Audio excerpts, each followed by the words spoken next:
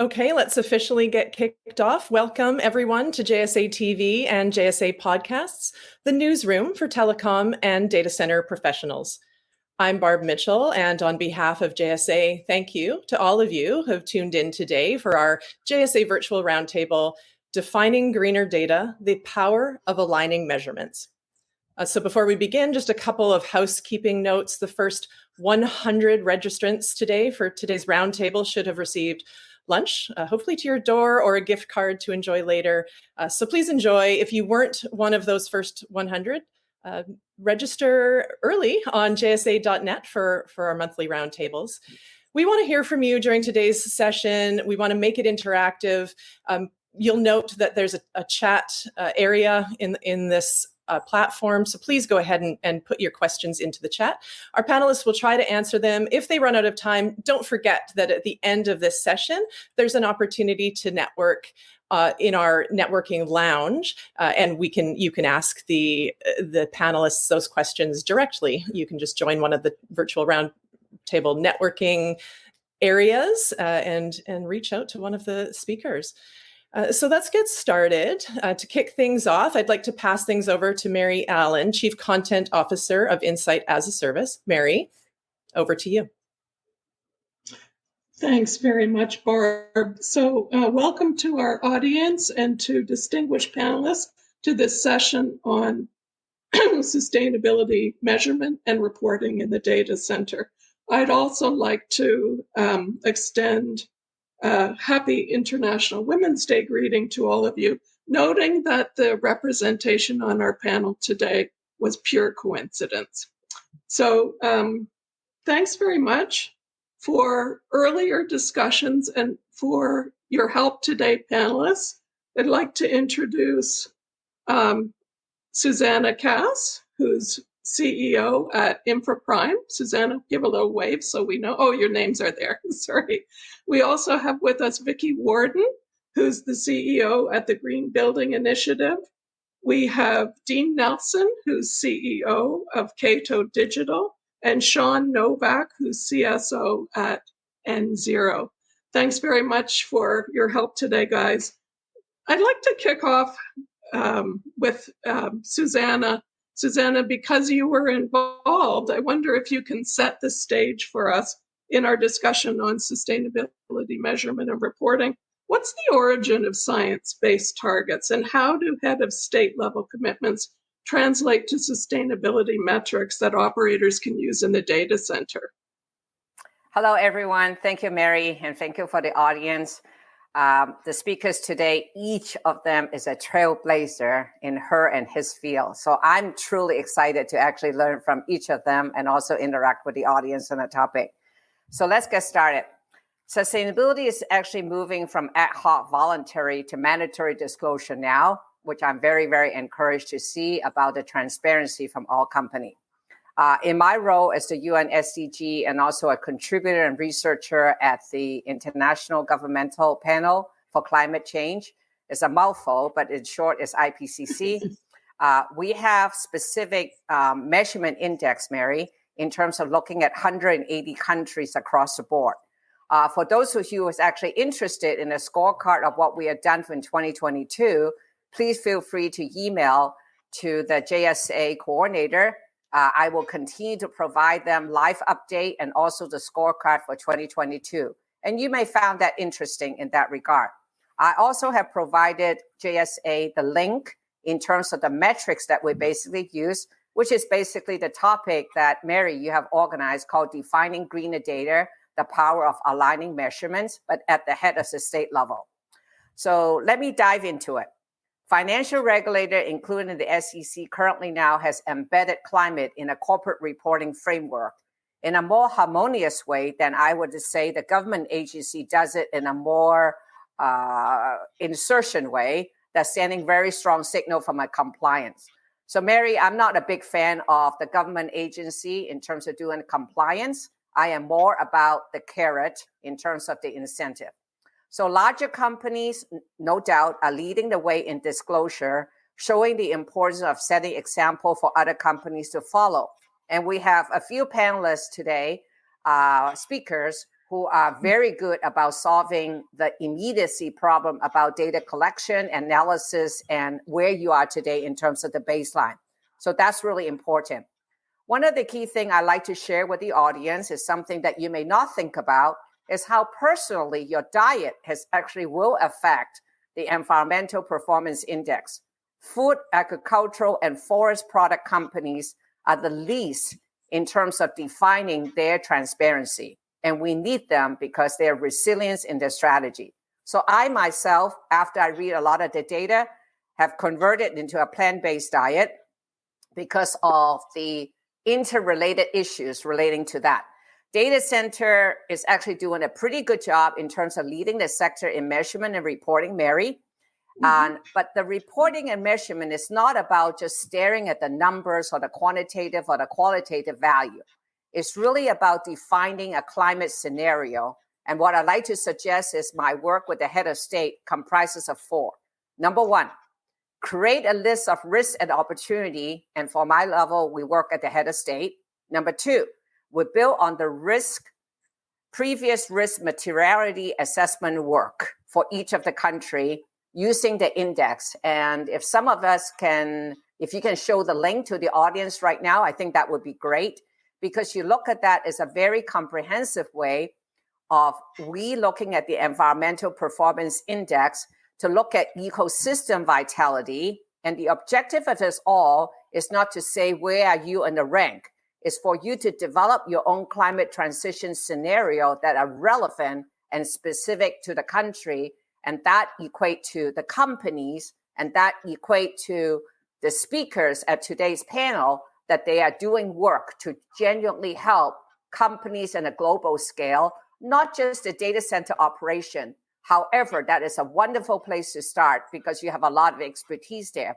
So we'll be able to leverage the EPI in few choices. Are you using renewable energy per kilowatt hour consumed versus fossil fuel? Or are you using synthetic instrument to offset per annum? So these are some of the examples that we basically take a look at. And greenhouse gas emission is important, but we don't just look at CO2, Mary. We look at, as you look at the illustration, many different aspects of it, because it does affect the ecosystem vitality. Last but not least, as an ex-COO for eBay International, authoring the handbook for the service for what we call the SOP, which is a service operating procedure, I felt like it is time for us to rewrite it with accountability and relevance to the environment, the society that affect the health index, instead of having a fence thinking attitude towards are we just doing the SOP to keep up the uptime. It requires a systematic change. It's a summary of what I would say. Back to you, Mary. Thank you very much, Susanna, for that really broad background. Vicki, I wonder if we could bring it down a little closer to the data center operator level. So, we've talked about sustainability management for operators as being more of a journey than a destination. Can you speak a little more specifically about how metrics can be used at different stages in that journey? So there's baselining, road mapping, and also certification. Yeah, thanks, Mary. And Susanna did a great job of talking about the global environmental objectives. And what we do at the Green Building Initiative is really dwell at that baseline and how do we make a difference with each and every individual building. And so while we tie those to global environmental objectives, we really do write roadmaps like through Green Globe certification and our tool sets to help people determine what exactly they want to measure. So on that list, and whether it's new buildings or existing buildings, for data centers, you're definitely going to want to look at carbon. You're going to want to look at energy, and under those two categories, you can be looking at EV charging stations and renewable energy. You can be looking at baselines that you can get for new buildings through EPA Target Finder for data center specific info, or through Energy Star's Portfolio Manager. You're going to look at water. Indoor environmental quality is really important, and there we talk about sound as well as visual issues and lighting and ventilation issues. And we also talk about materials and what the impact is for occupants in terms of exposure issues, but also in terms of looking at carbon emissions and the long-term impacts with every decision that we make about materials. So those are some of the key factors, but the reason that we look to certification, and a lot of data centers are moving in that direction, is because certification helps with that all-important validation piece. It helps set goals at the beginning of your process, whether you're looking at an existing building or a new building, and then measure how you've done throughout that process and really bring it together with certification. And then certification can also help with that downstream reporting. If you're reporting out through an ESG framework like GRESB, certification counts toward that. So baselines are really important in just having a roadmap, goal setting from beginning to end, knowing what you want to measure from the beginning, and then following through with that measurement is critical to any sort of evaluation of data centers at the start or at the end. Thanks, Vicki. When I was thinking about it, it's a bit of a chicken and egg, isn't it? So you need the baseline to define your goals, but when you're defining goals, you need to know where you're starting from. So interesting. That's exactly right. Every project has a beginning, a middle, and an end, but that is all interconnected. Thank you very much. Sean, I'd like to ask you about one of the key issues. I mean, if we're digging down a little farther. So, Vicki mentioned the kinds of things that we should be measuring, should be looking at. But there's an issue with collecting the data for sustainability reporting. It can be very complex. It can be very time consuming. And sometimes there are issues with reliability. So can you talk to us a little bit about data accuracy? What's current state, and why does it matter? Yeah, thanks, Mary, and thanks for including me on this discussion. I'm actually surprised. I'm in the same brain power as the rest of the panelists on this, so I will try my best to answer this question. One of the things that we're seeing, especially across the sector, is data collection is extremely hard. We're focusing on all three scopes now. Before, it was just looking at energy usage. One of the things that a lot of organizations struggle with is, the portfolios are pretty large, and they're continuing to collect multiple data points across their entire data center footprint, all the way from scope 1 emissions, all the direct emissions within the buildings, to scope 2, which is your energy usage, and then scope 3, which is over 15 categories of data points with 600 different sources. Embodied emissions being one of the most critical factors in the scope 3. And so as the companies out there are continuing to hire extremely intelligent people in the sustainability space because they need the people to start tracking all this data, what happens is there's a bunch of spreadsheets that are being captured. A lot of bills of goods and services are being captured. A lot of utility bills are being captured. And they're collecting all this, normalizing this data and putting it into some format where they can actually calculate what the carbon footprint is. Well, if anyone's ever used Excel spreadsheets in the past and you miss one equation on that Excel spreadsheet, it does a lot of bad things all the way downstream. So automation is critical here. And so if we can and data centers are the smartest buildings in the world. They have the most data points that any other building out there has. So if we can take this and automate this data and then calculate it the right way, which means we all have to standardize on.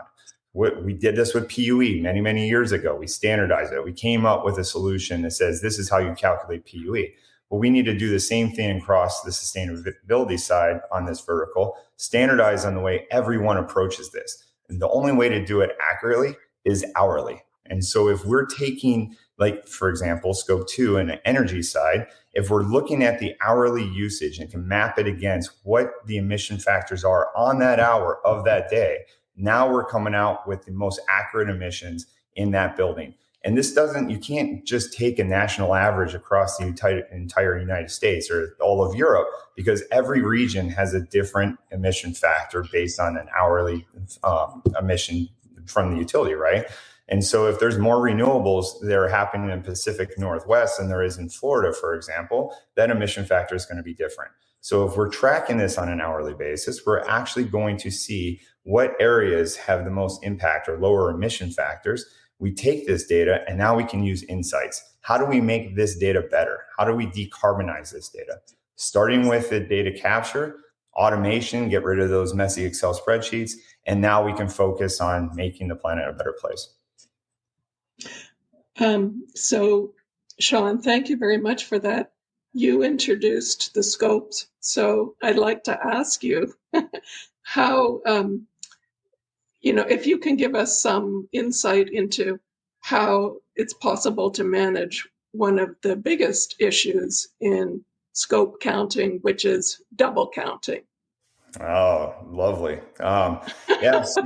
So across this space, so on the operator side, a lot of the customers are asking for their scope 3 emissions. And so like if they're in a building and they're using space and power, they want to be able to report to GRES or to any of the frameworks out there what their scope 3 emissions are. And a lot of the Fortune 500 companies and larger have to report scope 3 emissions now. There's tax reasons, there's benefits of doing this.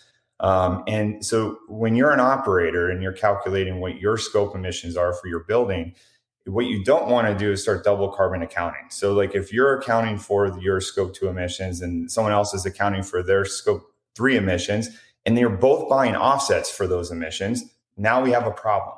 So by understanding like who's responsible for what emissions within those buildings, and there's a lot of operators who are doing an incredible job. They're just going out there buying racks or offsets for the building of all their emissions, which is allowing their clients to be net zero within that building.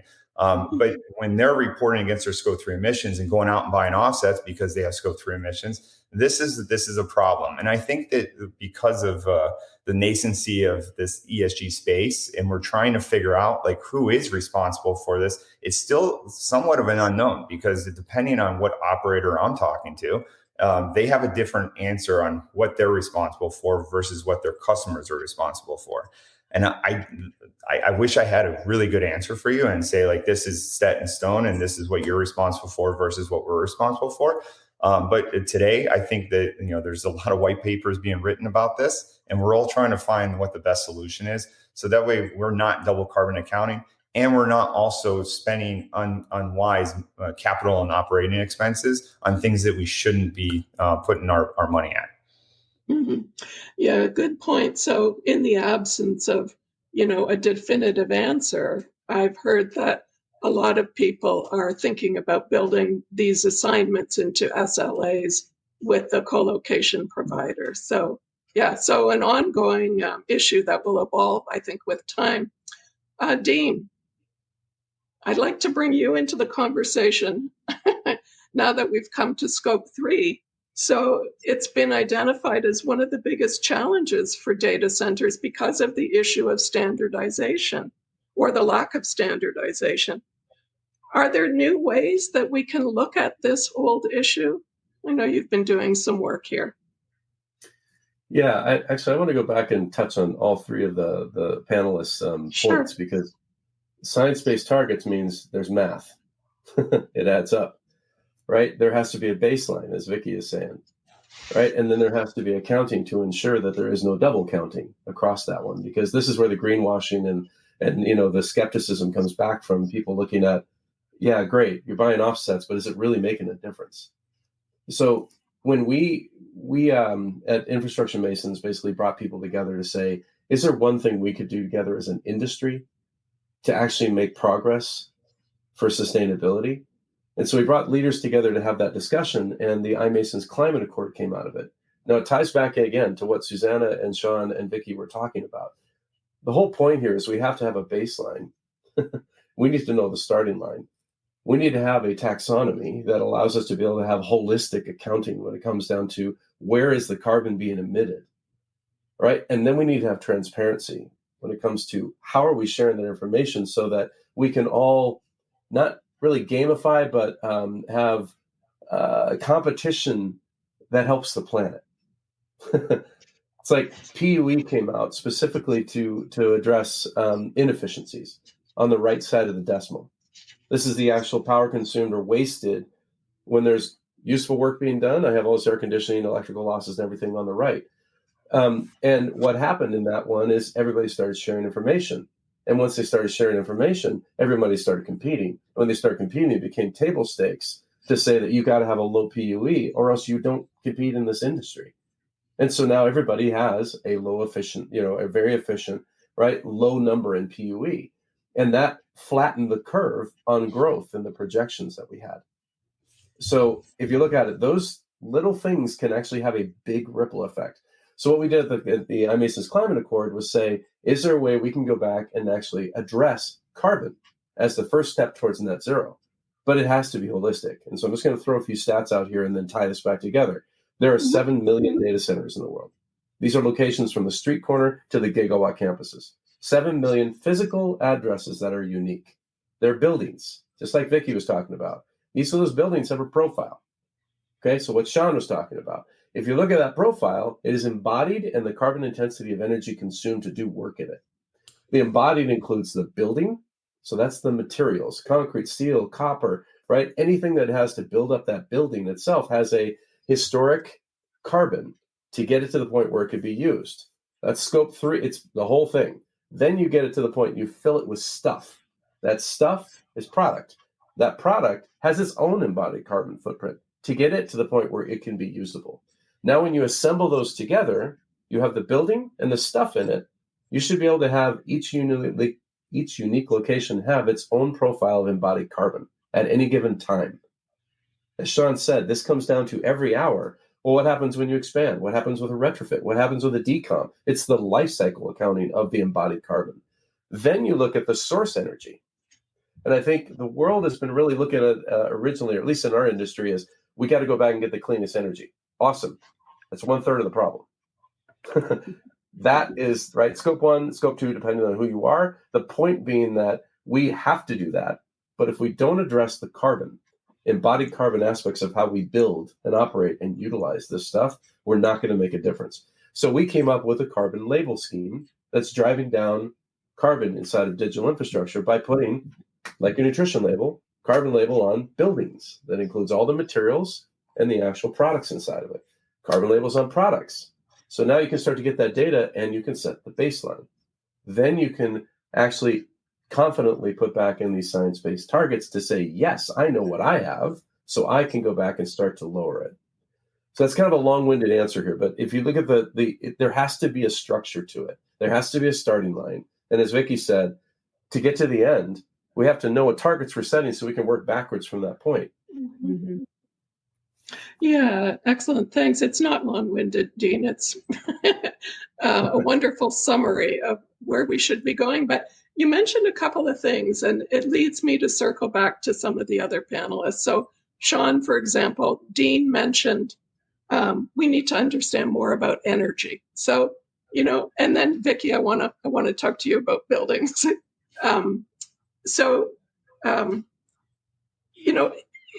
For the longest time, tracking energy consumption was viewed as the same thing as carbon emissions. So can you talk to us and explain what's the difference? Why does it matter? And maybe something about carbon matching. I don't know, that may be a bridge too far. Yeah.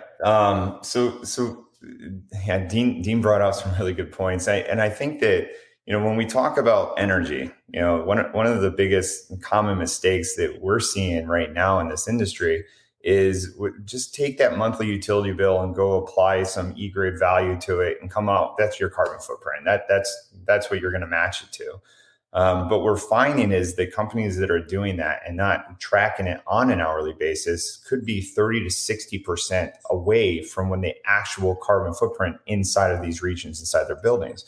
And so carbon matching to what the utility data is at from a monthly standpoint or an annual standpoint is a big miss in our industry, which is why hourly tracking is so critical for all these organizations. The SEC will be launching some new regulations soon that may be qualifying, 24/7 versus 8760 or of the likes. One of the other things that I do want to point out is, the government has earmarked over $369 billion in credits with the IRA. So as companies are getting smarter, And we have to be smarter. And starting with the baseline, right? That's super important.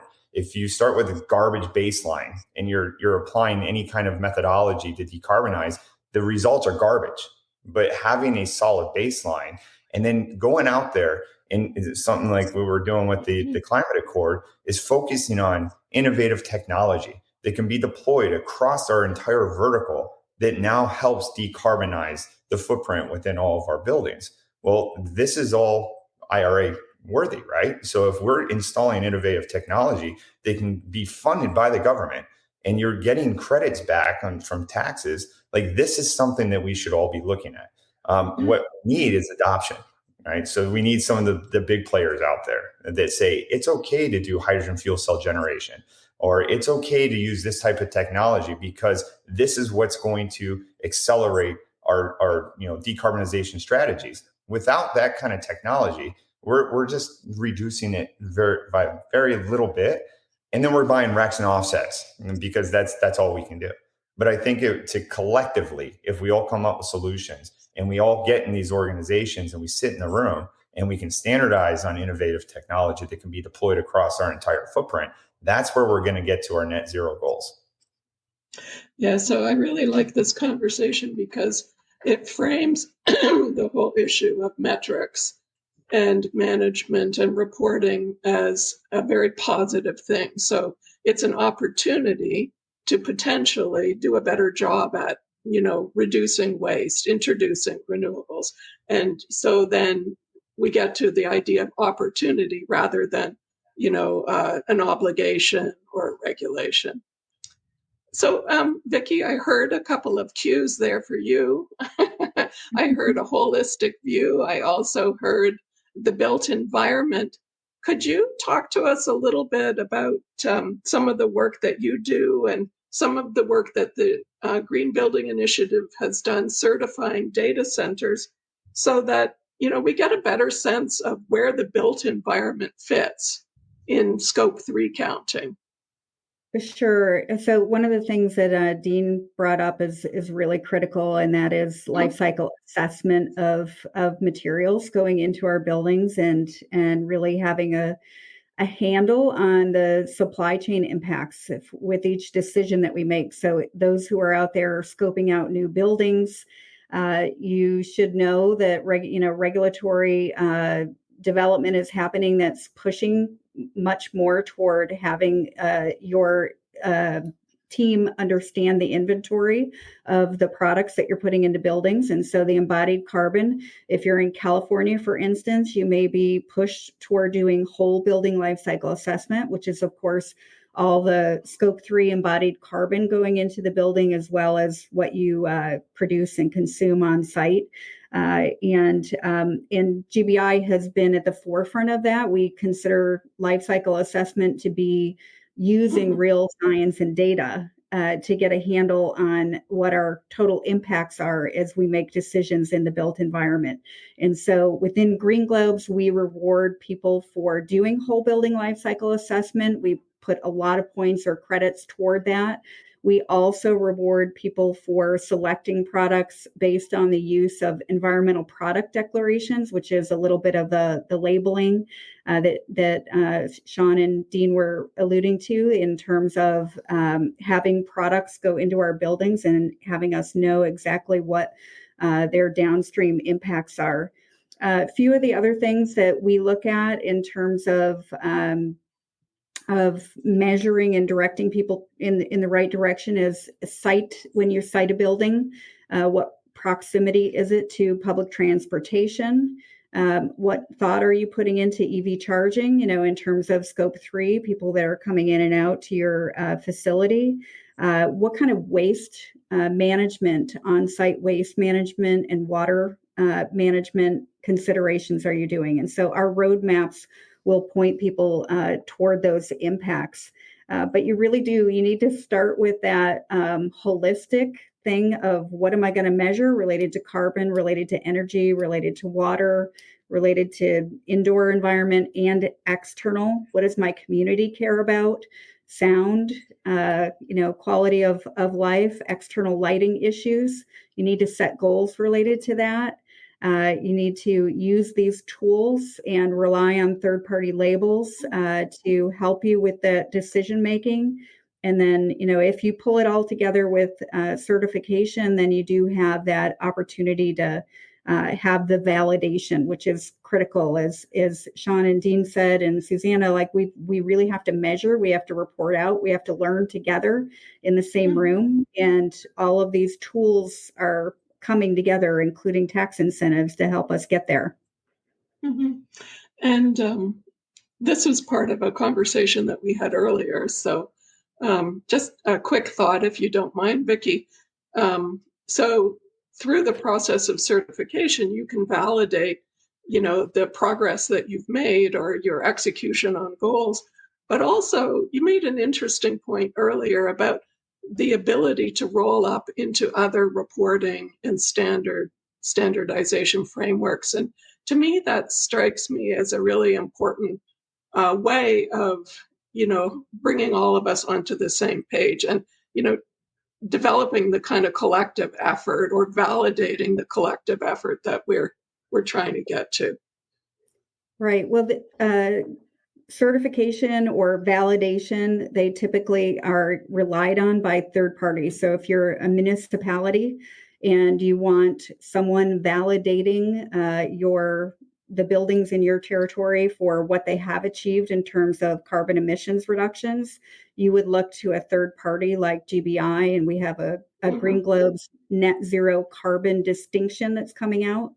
But right now, as it exists today, there are all sorts of third-party certifications that are just baked in and built into ESG reporting schemes. So B Corp certification is a good example where your individual building or your portfolio can earn a higher ability to certify with Green Globe certified buildings. Also, GRESB has a lot of weighting toward performance issues, where third-party certification through Energy Star, Green Globes, and others can help increase your rank versus your peers if you can certify a larger portion of your portfolio. It makes a big difference, and investors have that added assurance that there are third parties that are looking at these numbers. Thanks, Vicki. So, Dean, it's a dizzying array of metrics. Are we at end of job with metrics, or are there new metrics that we can define to deal with new problems or old problems that are emerging in the data center? Yes, and I'll share that in a second, but I want to touch on what Vicki just said also as well, that there's already advancements out there. Like if you think of what Sean's company is doing, N0, they're doing real-time tracking of energy source carbon intensity. And that's like 40 to 60% difference when it comes down to the accuracy of the carbon accounting. Okay, so that's a technology approach with a data lake that has sources of all these different things to be able to know exactly. If you're here, we know what the carbon footprint is from the energy. Another one that Vicki's talking about is, I think it's called buildingtransparency.org. So what they do is they have a thing called EC3. EC3 is basically building up projects, but they will tell you, where's your project? What's the address? Here's the actual carbon intensity of the concrete that was sourced and actually poured, the steel that was deployed. Like, it's project based. It's incredible. So this is the kind of effort. There's hundreds of people that are really doing like innovations around that one. And the whole point is that that's a place where you can start to get real information, about embodied carbon, right? And then actually the source intensity, right, from what Sean's company is doing. So I think that's really important to say that this isn't starting at zero. There's some real things that you can go back and apply. And then the label, there's a question here about the labels themselves. Companies are publishing this information now. Like, for example, General Electric, 95% of the products now have they call it PEP, right, which is a product environmental or profile, which is an EPD, which is an environmental disclosure profile, which is based on an ISO standard. So it exists. It just is like the accounting. We have to get the accounting right. So not to belabor this or cause more confusion, but I look at one of the things that we miss in our industry, kind of the dirty little secret, the one that we really need to address, is that we build a lot of capacity, but we don't use it. And I was one of those people that actually did that as a buyer. So I would go set contracts up and say, look, I need 10 megawatts. This is my zone. In that 10 megawatts, I want it for this perm and these, get all these different metrics on it. But I would use 6 of it for 5 to 10 years. 40 to 50% of the capacity built is never used. So how do we address that? Because there's this compounding of all these different problems. We have 105 gigawatts of capacity built in those 7 million data centers. We consume 594 terawatt hours of energy. It represents 2.4% of the energy draw. We're building more and more data centers, but anywhere from 40 to 50% of the capacity we build is not used. That doesn't seem sustainable to me. So there's a metric that's out called, that we push, called power capacity effectiveness. Just like PUE. PUE is on the right. It's showing the mechanical electrical. PCE is doing the entire thing. How do I say, how much have I built and how much do I use? Plain and simple. Really simple math to say, I built this. Now, when you measure that, just you're going to drive utilizations up. You're going to challenge the status quo when it comes to buffers and DR and failures and bursts and all the other things that you have to solve for. You can do that, but the metrics and the data are what will drive that behavior. And then one last thing also, if those metrics are starting to put back into RFPs, we have over 200 companies in the Climate Accord. They are actually putting sustainability metrics into the RFPs, like carbon label requirements. There's $6 trillion of market cap in the 200 plus companies that are actually involved in the Climate Accord. That is some massive buying power globally. So this is how we can really change things, is put the dollar, right, and the priorities in front of the people that can solve those problems. Yeah, thank you very much. Yes, a business opportunity. Getting back to the business discussion. Susanna, I'd like you to wrap us up, please. You started the conversation and the consultant always gets the last word. So can you talk to us about how you believe sustainability metrics should evolve in the future? We've got a couple of examples of like very new tools and new approaches, but what do you think we should aim for? And I'm especially interested in this notion of carbon positive. What kinds of metrics and what kinds of ways can we measure carbon positive as opposed to carbon neutral, for example? Well, first of all, Mary, thank you for bringing all of us together. This is an amazing lecture by esteemed folks who genuinely care and have very practical step-by-step advice. So Vicki, Sean, and Dean share from their heart and from their practical experience of many excellent ideas and experience of what they have done. So thank you very much for sharing the wisdom. I took a lot of great notes. Living is learning. So this is really great. What I'd like to wrap it up is the following. Sustainability metrics is still in its evolution. So you all can take part to shape the future of what it really means to you. First, I would like to start with your mind to demystify that metrics are hard. They're not. They are complex. Well, if you break down the fundamentals into the building block, a way how Dean effectively explained it, they're not that compact and they're not that hard. And there are people like Sean and Vicki have done amazing currently now for the industry. So you start there, but not as a blank state. The member state has already committed to setting the ambition. Many of the large-scale data center companies have already taken that. I do like to do a shout out of a good friend of mine, Patty Stamos, who actually wanted to be at today's panel. And she has done a great job with her team leading the flag going forward for Equinix. And her report is very clear in terms of some of the work that she has done specifically relating to today's topic. So go check it out in terms of Equinix sustainability and download that report. If you have any question, please connect with Patty, because I know she wanted to be here to tell you, but she can connect with you offline through JSA. Then you go back into one of the part about climate positive. Mary, the technique to basically do it is to model a climate scenario that is helpful to you.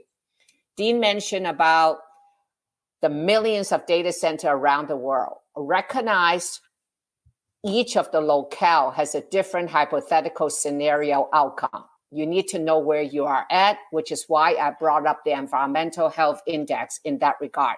Where you site your data center, where you operate the data center, it starts differently because of the fundamental premise of the locale. The second part is evidence-based framework. It is not about just accounting or just about adding math. It is really looking at the evidence and be able to identify a science-based modeling of a hypothetical outcome that you think you're going to live in, under 3 degrees, under 2 degrees, or under 1.5. At the Paris Accord, we have decided that disastrous things will happen to our environment if we operate above 1.5. That is our conclusion. But you can make your own conclusion about what is a plausible pathway.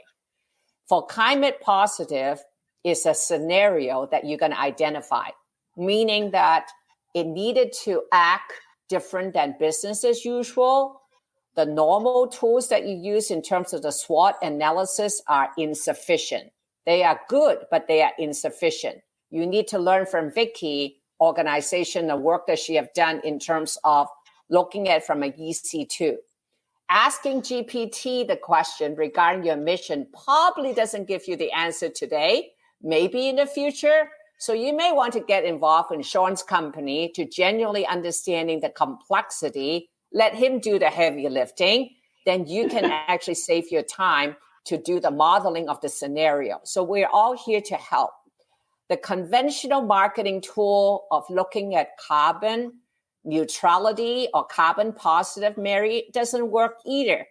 But what is actually interesting is it's becoming a clean brand competition, actually at the head of state level, but also at the company level. Because when you do what you do on the metrics, it is good for yourself and it's good for the environment because it builds strength to the reputation. Exposure of predictable legal action is also need to be considered because we all kind of underestimate the geopolitical uncertainty. So carbon positive, in conclusion, speaks to taking a departure from the linear economy and the fence thinking. You need to quantify the impacts of the risk and the opportunity plausible that happens to you, the asset and the supply chain in the mind of the social benefits above and beyond just the data center in the fence that Dean and I work at Sun, Dean and I work at eBay. Do not consider just building things out and grab the resource because we can. We need to be more considerate regarding the citizens and the environmental harm of the climate scenario that you choose to measure yourself. So thank you. Back to you, Mary. That's wonderful, Susanna. Thank you so much for that. We've had an amazing discussion, super high level, and we've dug down into the details. And that's because the panel that I've been able to work with, I've been privileged to work with, has so much experience and knowledge on this topic. And thank you for the shout out to Patricia. I'm sorry she was not able to join us. She was a wonderful participant in discussions that we had in advance of the virtual roundtable. So next time, Patricia, and my thanks again, Susanna, Sean, Vicky, and Dean, a wonderful conversation. I can't wait till we get to clean brand competition, Susanna. That's a good thing to remember on our way out. Thank you, Mary. Thank you. Thank you, Barbara. Thanks, everyone. Thanks a lot. Well, thank you so much to all our panelists today for the great insights on sustainability measurements. As the data center industry collectively sets challenging ESG targets to achieve the goal of getting to net carbon zero or carbon positive, thank you for the conversation. And thank you to our viewers today. If you were one of our first 100 registrants, we hope you enjoyed your meal. For the rest of you, please make sure to register early for our next roundtable. Our very next roundtable will be continuing the theme of greener data, and it will be Earth Day themed. So greener data Earth Day edition will be entitled Renewable Energy Solutions to Cut Carbon in the Data Center. This roundtable will take place on April 20th at 1 p.m. Eastern Time. So that's a wrap for today. Thank you again for all of your insights.